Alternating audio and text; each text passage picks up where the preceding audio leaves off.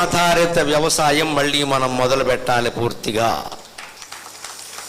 గోశాలలు విస్తృతంగా పెరుగుతున్నాయి, గోదానాలు చేసేవాళ్ళు ఎక్కువయ్యారు, మనం సంతోషించాలి. ఆ గోవుల్ని పోషించి, ఎద్దుల్ని పోషించి, తద్వారా గో సంతతిని పెంచి ఆ గోమూత్రాన్ని, గోమయాన్ని వ్యవసాయంలో పంచగవ్యం పేరు మీద ఉపయోగిస్తే వరి పండడం కాదమ్మా, బంగారం పండుతుంది, బంగారం పండుతుంది. గోమాత అంత గొప్పది. గోమాతకి నమస్కారం చేస్తే భూమాతకి, దేశమాతకి, కన్న తల్లికి, జగన్మాతకి నమస్కారం చేసినట్టే అన్నారు.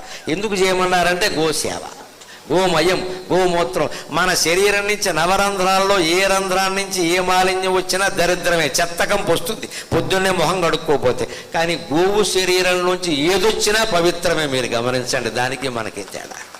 గోమయం అంటారు, గోమలం అనకూడదండి, గోమయం అంటారు. ఆవు పేడ ఎంత మంచిది. ఆవు పేడతో ఇంటి ముందు వాకిలి అలిగితే దోమలు రావమ్మా లోపలికి.